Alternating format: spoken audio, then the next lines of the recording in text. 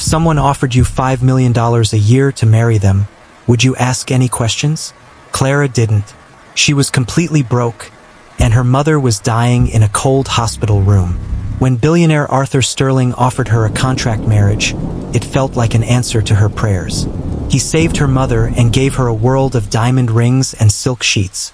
But every luxury came with a catch. Arthur had one terrifying rule: never open the locked metal door at the end of the lower hall. When Clara finally broke that rule, she realized she hadn't been rescued at all. She had been bought for a deeply disturbing reason. Make sure to watch this video until the very last second, because the ending will change how you look at wealthy people forever. Before we reveal what was behind that door, please subscribe to our channel to support our stories. Also, we want to say hello to you, so please leave a comment and let us know where you are watching this video from. Everyone in the small town of Willow Creek knew the name Arthur Sterling. He was the local mystery. He was the man who owned the massive estate on the hill. The gates to his property were always closed. High stone walls kept the world out. Or perhaps they kept something else in. Clara stood before those very gates. Her hands were shaking. Rain was beginning to fall. It tapped softly against her cheap plastic umbrella. She looked down at her worn-out shoes. They were splitting at the seams. Her toes were damp. She had exactly $42 left in her bank account. The eviction notice in her purse felt like a heavy brick. Her mother's medical bills were piled up on her kitchen counter at home. They were unpaid. They were terrifying. Then the heavy iron gates began to move. They groaned as they swung open. Clara swallowed hard. She gripped the strap of her bag. She walked forward. She felt like she was stepping into another realm. The driveway was long. It was lined with ancient oak trees. Their branches leaned over her like giant, dark hands. At the end of the driveway stood the mansion. It was beautiful. It was intimidating. It was built of dark gray stone. Dozens of windows stared down at her like cold, empty eyes. The heavy front door opened before she could even knock. An elderly man in a flawless black suit stood there. He did not smile. His eyes were polite but completely blank. "Miss Clara Vance?" he asked. His voice was low and smooth. "Yes," Clara whispered. She cleared her throat. "Yes, I am here to see Mr. Sterling." "Of course. Please come inside. Master Sterling is expecting you." Clara stepped into the grand foyer. The air smelled of old wood, expensive polish, and something else. It was a faint, metallic scent. It made the hairs on the back of her neck stand up. She looked up at the ceiling. A massive crystal chandelier hung above her. It cast long, dancing shadows across the marble floor. The butler led her down a long hallway. The walls were covered in portraits. They were men and women from past centuries. All of them looked stern. None of them smiled. Clara felt their painted eyes following her every step. They stopped outside a pair of heavy oak doors. The butler knocked twice. "Come in," a voice called out. The voice was deep. It was smooth. It sounded like velvet, but it carried a strange weight. The butler opened the doors. Clara stepped into a massive library. Books lined the walls from the floor to the high ceiling. A large fire crackled in a stone fireplace. Sitting in a leather armchair by the fire was Arthur Sterling. He looked just like he did in the newspapers, perhaps even more handsome in person. He had thick, dark hair with a few strands of silver at the temples. His jawline was sharp. He wore a perfectly tailored charcoal suit. But it was his eyes that caught Clara's attention. They were a piercing, icy blue. They were sharp. They looked at her not just with curiosity, but with total calculation. Arthur stood up. He smiled. It was a warm smile, but it did not reach his eyes. "Miss Vance," Arthur said. He walked toward her. He extended his hand. "Thank you for coming." Clara took his hand. His skin was warm. His grip was firm. "Thank you for seeing me, Mr. Sterling. Please sit," he said. He gestured to the chair across from him. Clara sat down. She tried to hide her trembling hands by folding them in her lap. Arthur sat back down. He poured 2 cups of tea from a silver pot. He handed one to her. "I will not waste your time, Clara," Arthur said softly. I know why you are here. I know about your mother's illness. I know about the debt. I know you are about to lose your home. Clara felt a chill. You researched me? I am a businessman, Clara. I research everything before I make an investment. He took a slow sip of his tea. And you are my next investment. If you agree to it. Clara stared at him. An investment? I don't understand. I applied for a job as your personal assistant. Arthur let out a soft, dry laugh. The job posting was a test. I needed to see who would apply. I needed someone specific. Someone desperate enough to accept a unique proposal. He leaned forward. He rested his elbows on his knees. His icy blue eyes locked onto hers. I don't need an assistant, Clara. I need a wife. The room went completely silent. The only sound was the crackling of the fire. Clara could hear her own heartbeat racing in her ears. A wife? She repeated. She thought she had misheard him. Yes, Arthur said calmly. A wife. My grandfather's will is very specific. In order for me to retain full control of the Sterling Empire, I must be married by my next birthday, which is in 3 months. But why me? Clara asked. You could have any woman in the world. You are a billionaire. Exactly, Arthur said. And wealthy women come with wealthy families. They come with expectations. They come with lawyers. They want real love or they want my money for power. I don't want drama. I want a contract. He stood up and walked to his desk. He picked up a piece of paper and handed it to her. This is the agreement, Arthur explained. We marry. We live under this roof. You attend public events with me. You play the part of a loving wife. In exchange, I will pay off all your mother's medical bills immediately. I will buy her the best private care available. I will also give you $5 million for every year we remain married. Clara looked down at the paper. The numbers blurred before her eyes.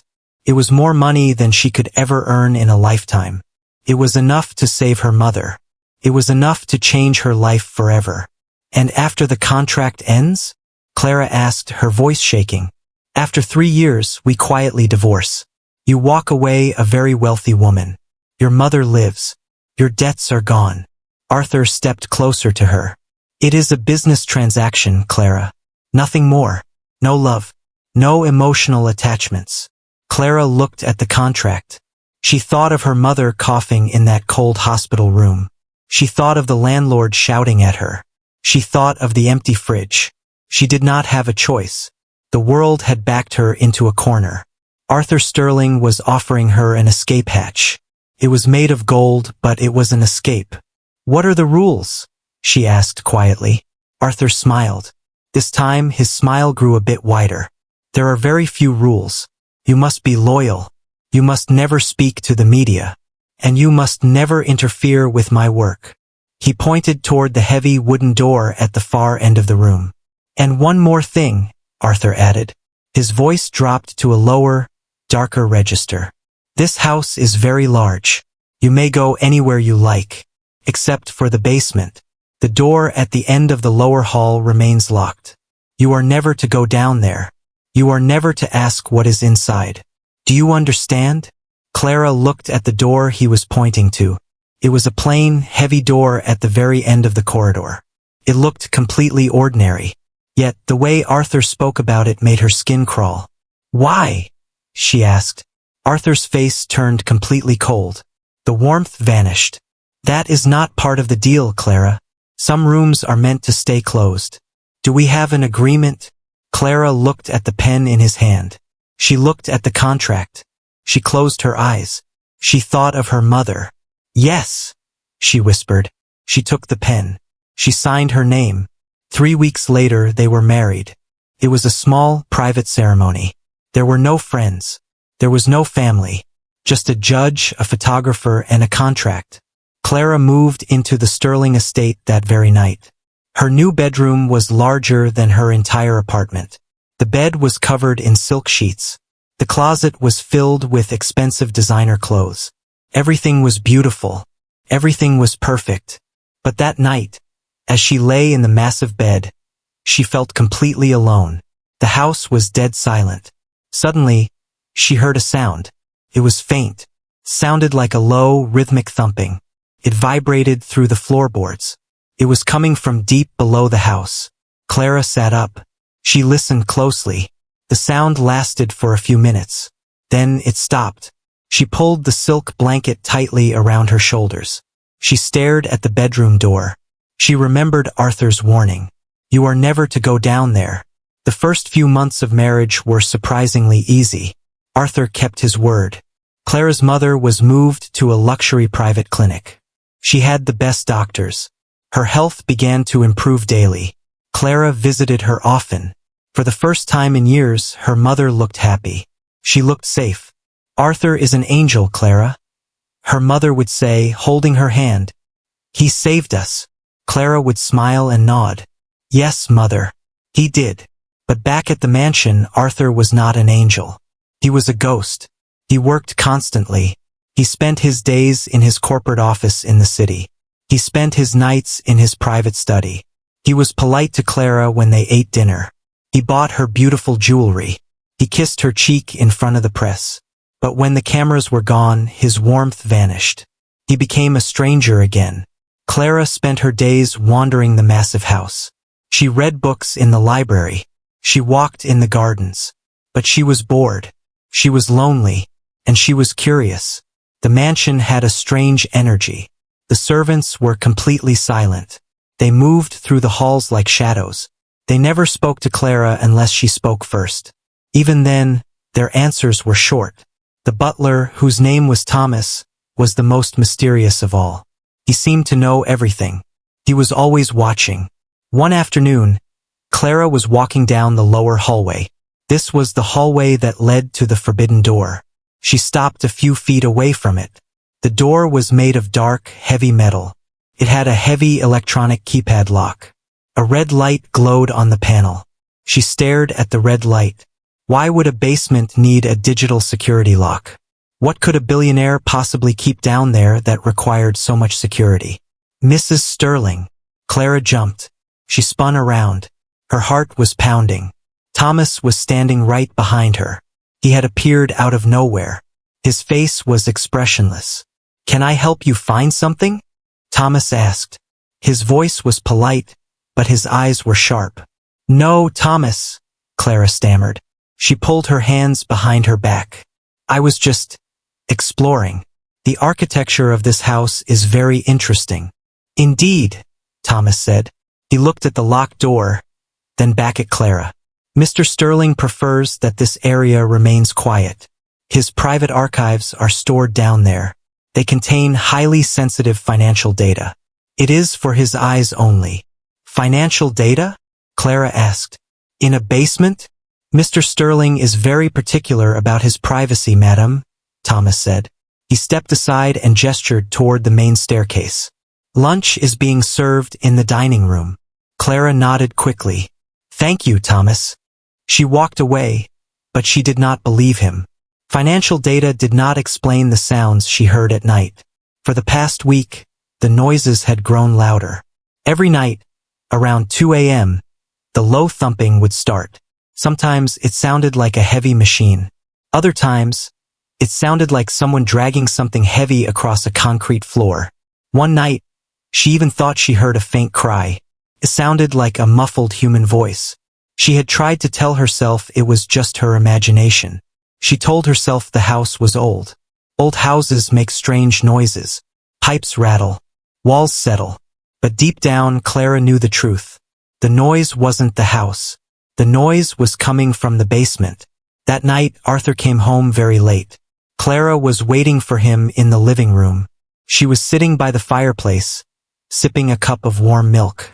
Arthur entered the room. He looked exhausted. He loosened his silk tie.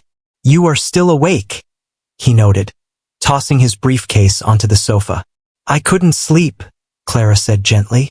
Arthur, can I ask you something? If it is quick, Clara. I have a long day tomorrow. I've been hearing noises, she said, watching his face closely. At night. It sounds like it's coming from below the house. From the basement. Arthur froze. It was only for a fraction of a second. But Clara saw it.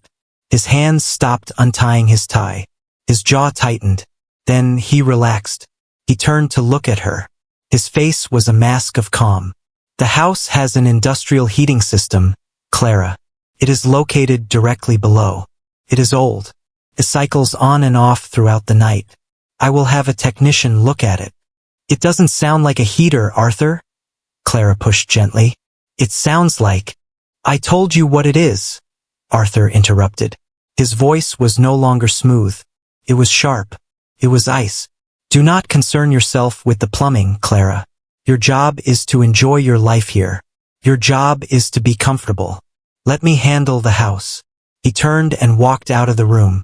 Clara sat alone in the dim light of the fire. Arthur had lied to her. She knew what a heater sounded like. This was not a heater. The golden cage was starting to feel very small, and the shadows inside it were growing longer. A month passed.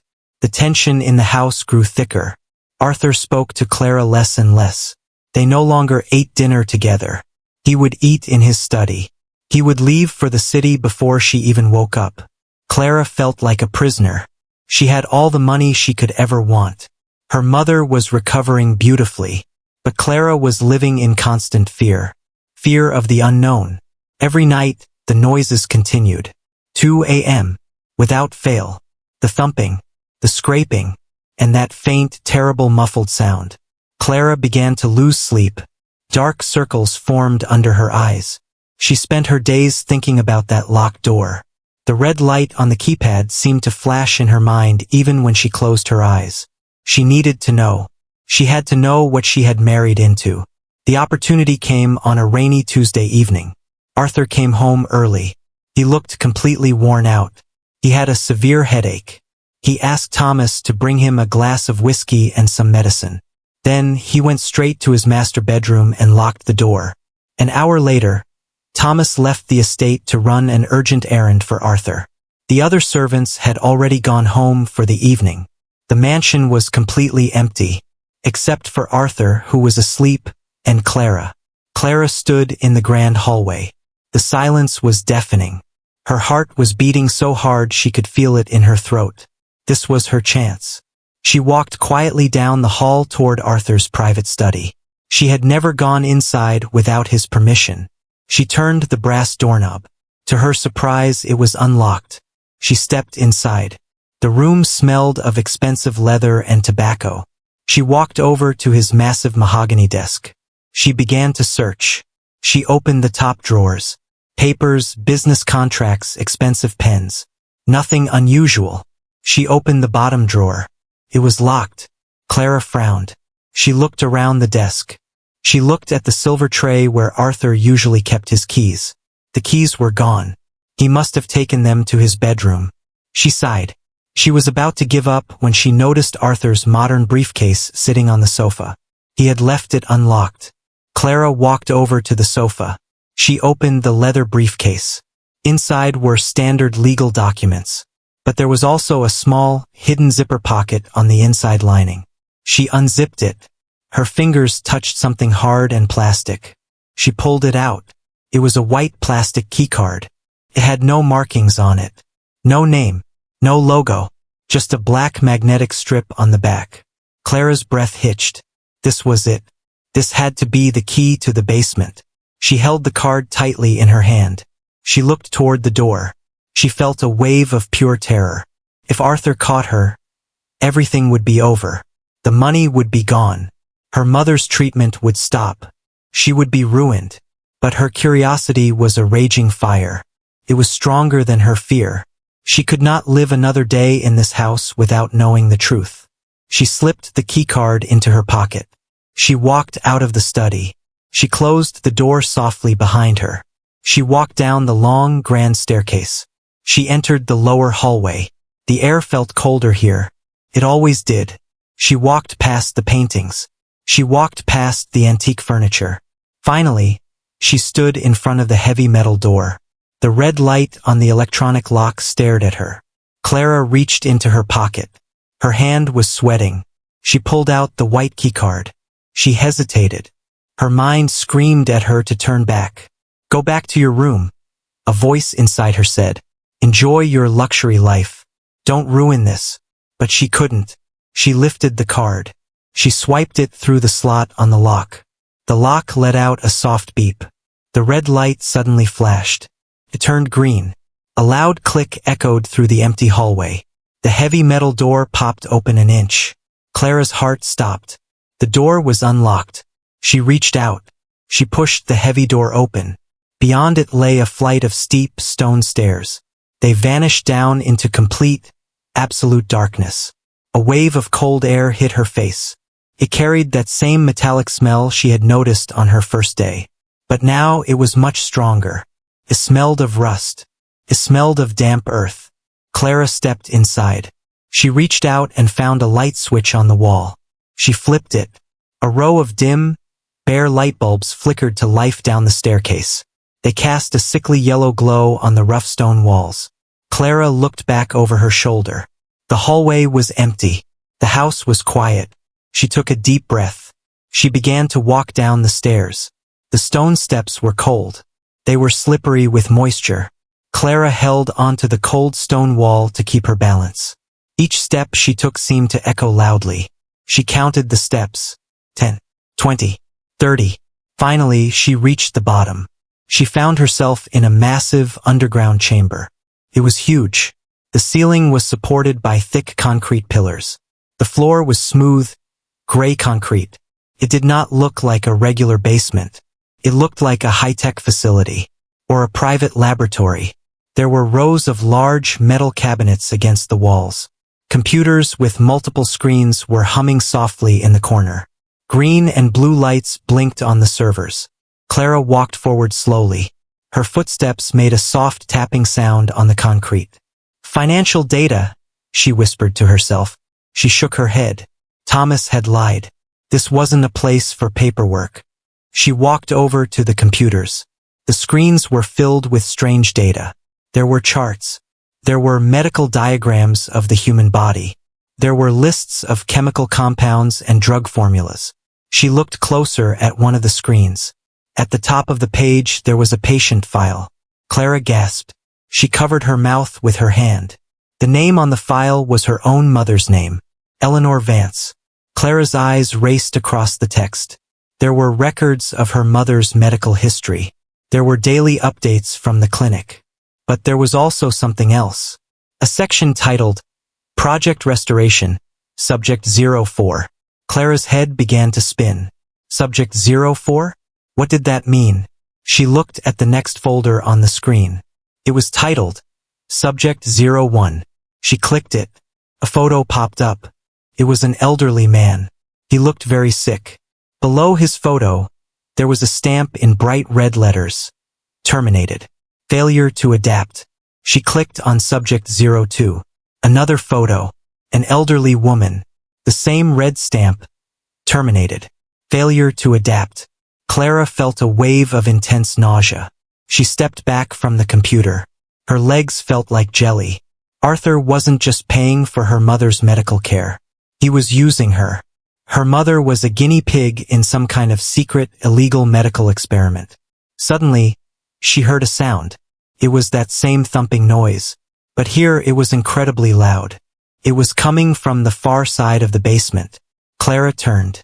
She saw a heavy, soundproof glass door at the back of the chamber. Behind the glass, the room was dimly lit by a blue light. She walked toward it. She felt like she was moving in a nightmare. She didn't want to look. But she couldn't stop herself. She reached the glass door. She pressed her face against the cold glass. She looked inside. The room was filled with medical equipment. There was a large, transparent glass tank in the center of the room. It was filled with a thick, bubbling blue liquid. Inside the tank, wires and tubes were floating. They were connected to something. Clara squinted into the blue liquid. Her eyes widened in pure horror. Inside the tank was a human body. It was an old man. He looked frail. His skin was pale, almost translucent. His eyes were closed. A breathing mask was strapped to his face. Tubes were inserted into his arms and chest. A massive machine next to the tank was pumping. Thump, thump, thump. It was the sound. The sound she had heard every single night. It was the life support machine keeping this man alive. Clara stared at the man's face. He looked familiar. She had seen him before. She thought back to the library. She thought of the portraits on the wall. This man was Charles Sterling, Arthur's grandfather. The man who had supposedly died 5 years ago. The man whose will forced Arthur to get married. He wasn't dead. He was being kept alive in a secret basement tank. Clara stumbled backward. She hit a metal tray. A tray of surgical instruments fell to the floor. They crashed with a loud, metallic clang. The sound echoed through the massive basement. Clara froze. She held her breath. Then, she heard the sound of the heavy metal door at the top of the stairs opening. Heavy, hurried footsteps began to descend the stone stairs. Clara looked around frantically. There was nowhere to hide. The room was wide open. The footsteps reached the bottom of the stairs. A figure stepped out of the shadows. It was Arthur. He was no longer wearing his suit jacket. His white shirt was unbuttoned at the collar. His hair was messy, but it was his face that terrified Clara. His eyes were completely dark. There was no warmth left, no politeness, just cold, calculating anger. In his hand, he held a small silver syringe. Clara backed away until her spine hit the cold glass of the grandfather's tank. "Arthur," she whispered. Her voice was cracked. She was trembling violently. What is this?" Arthur did not answer immediately. He walked forward slowly. His leather shoes clicked rhythmically on the concrete floor. He looked at the surgical instruments scattered on the ground. Then he looked up at her. He sighed. It was a long, tired sigh.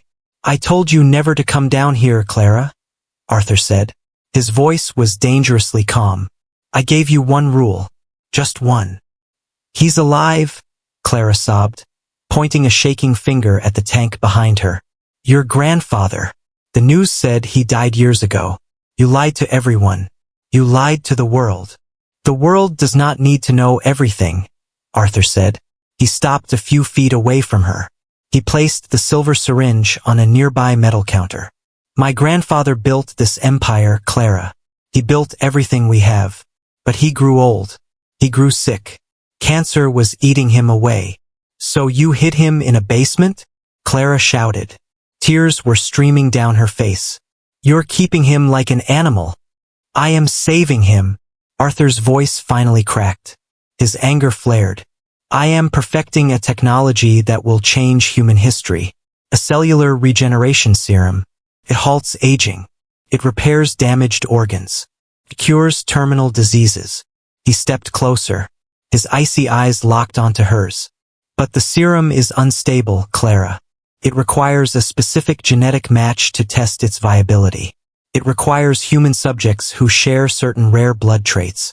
Subjects who are terminally ill. Subjects whose families have nothing left to lose." Clara's heart stopped. The pieces of the puzzle suddenly fell into place. "My mother," she whispered. "You didn't find me by accident. You didn't marry me because of a will." "No," Arthur said softly. His voice returned to that smooth, terrifying calm. "There is no will, Clara. I have full control of the company. I needed a wife because a married woman can legally make medical decisions for her family without anyone asking questions. I needed your mother. Her blood profile is an exact match for the final phase of the serum." Clara felt a wave of dizziness. She felt like she was going to faint. You used us. You bought me so you could experiment on my mother." "I saved her life," Arthur argued.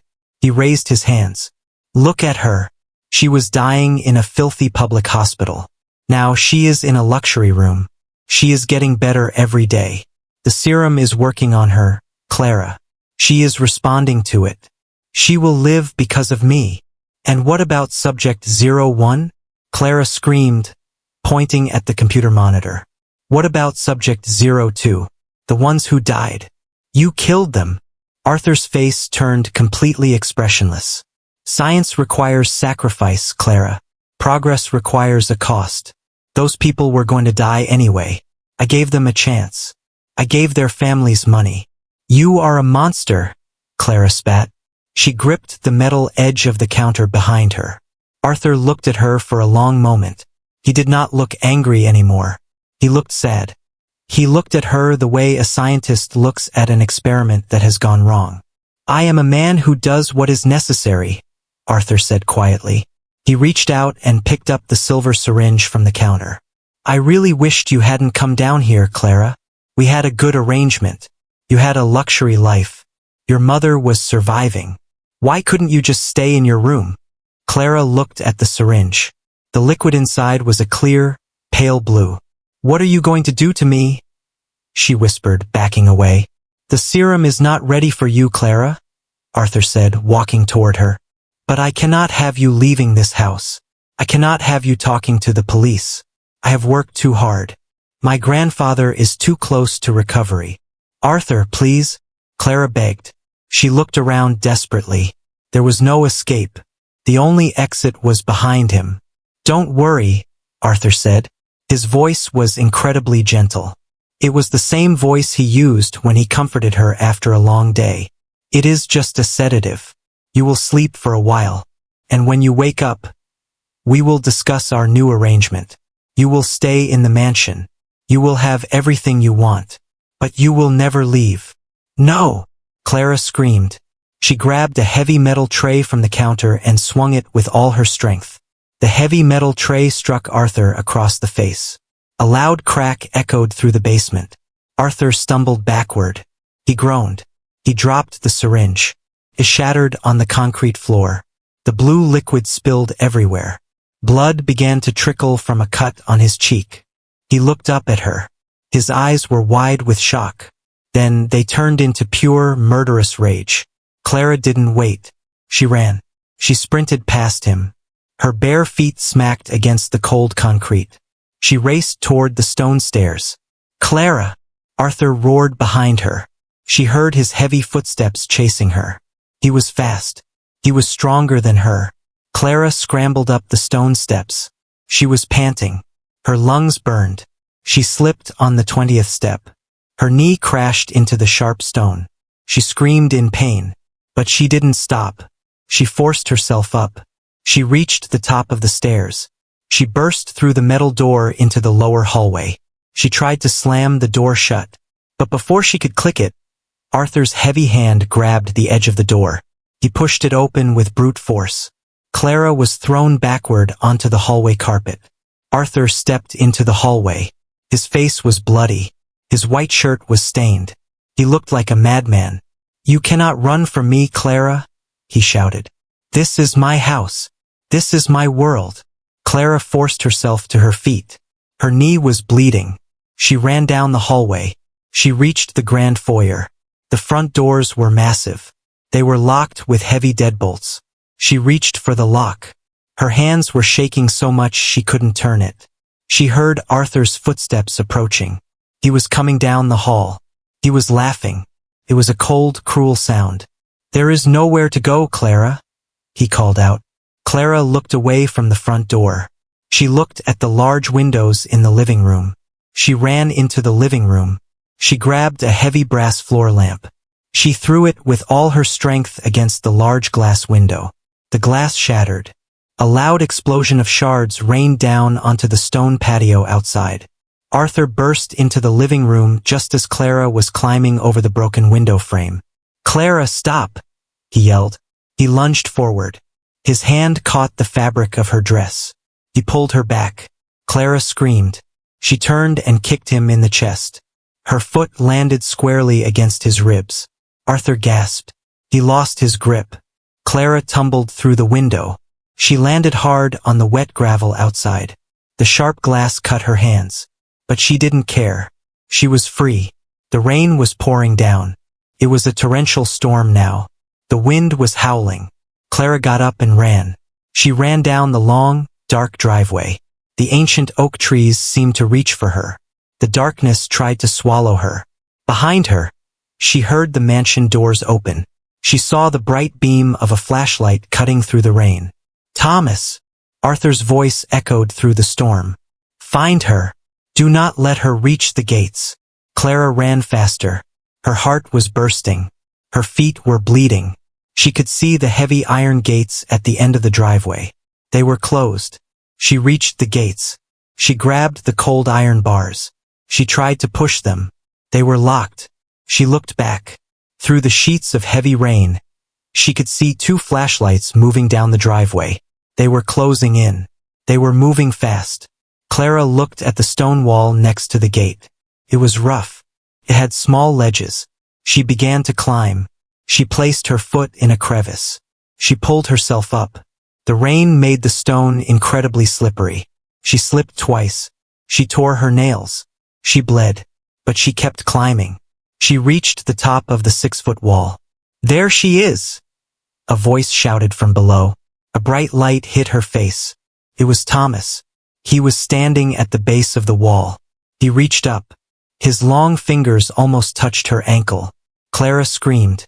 She threw herself off the top of the wall. She fell into the dark ditch on the side of the main road. She hit the muddy ground hard. The impact knocked the wind out of her. She lay there for a moment. She was covered in mud. She was bleeding. She was in absolute pain. But she was outside the walls. She forced herself up. She stumbled onto the empty, dark asphalt road. The storm was deafening. There were no cars. It was past 3 a.m. She began to walk. She walked down the middle of the road. She was crying. She was shivering. She looked back at the Sterling estate. The massive mansion sat on the hill. It looked dark. It looked evil. She had thought marrying a billionaire would save her. She thought her nightmare was over. But she had just escaped the devil himself. And she knew, with absolute certainty, that Arthur Sterling would never stop looking for her. 2 weeks passed. Clara was living in a small, hidden motel room 3 states away. She had used the little cash she had left to buy a bus ticket. She changed her name. She cut her hair. She wore dark glasses. She had gone to the police in the first town she reached. She told them everything. She told them about the basement. She told them about the grandfather. She told them about her mother. But the police looked at her like she was crazy. Arthur Sterling was a powerful man. He was a philanthropist. He was a billionaire. He had already released a statement to the media. He told the world that his beloved wife, Clara, had suffered a severe mental breakdown. He claimed she had become violent. He said she had escaped a private medical facility. The police didn't believe her story. They thought she was a sick woman trying to ruin a good man's reputation. They called Arthur's lawyers. Clara had escaped the police station just before Arthur's security team arrived. Now she was hiding. She was a fugitive. She sat on the edge of the cheap motel bed. The room smelled of old smoke and cheap cleaner. The television was humming in the corner. Suddenly, the news anchor's voice caught her attention. "Breaking news tonight from the Sterling Corporation," the anchor said. Clara looked up. A photo of Arthur appeared on the screen. He looked perfect. He was wearing a new suit. The cut on his cheek was covered with makeup. He was standing outside his mansion. Arthur Sterling announced today a major breakthrough in medical science. The anchor continued. The Sterling Foundation has successfully developed a treatment that has cured a terminally ill patient. Eleanor Vance, mother of Mr. Sterling's estranged wife, has made a full recovery from stage 4 cancer. The screen changed to a live video. It was her mother.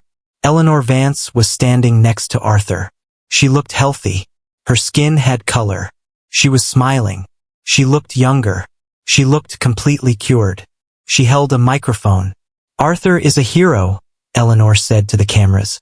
Her voice was strong. "He saved my life. I pray that my daughter, Clara, returns home soon. She needs help. She needs the care that only Arthur can provide." Clara stared at the screen. Her heart broke into a million pieces. Arthur had won. He had cured her mother. But in doing so, he had turned her mother against her. He had bought her loyalty with her life. Clara looked down at her hands. They were covered in scars from the broken glass. She looked out the dirty window of the motel room. The sun was setting. The shadows were growing long. She had her freedom, but she had lost everything else. She had lost her home. She had lost her mother. She had lost her identity. She knew she could never go back. She could never defeat Arthur Sterling. He was too rich. He was too powerful. He owned the laws. He owned the science. Suddenly, the phone in her motel room began to ring. Clara froze. No one knew she was here. She had paid cash for the room. The phone kept ringing. Ring, ring, ring. She walked over to the nightstand slowly. Her hand was shaking. She lifted the plastic receiver. She placed it to her ear. She did not say a word. For a long moment, there was only silence on the line. Then, a smooth, deep voice spoke. It was a voice she knew too well. It was a voice that would haunt her dreams for the rest of her life. "Hello, Clara," Arthur said softly. "The heating system is fixed. Your room is waiting for you. It's time to come home." Clara dropped the phone, clattered against the nightstand. She backed away. She looked at the door. The golden cage was gone, but the world outside was just as terrifying. And the billionaire was always watching.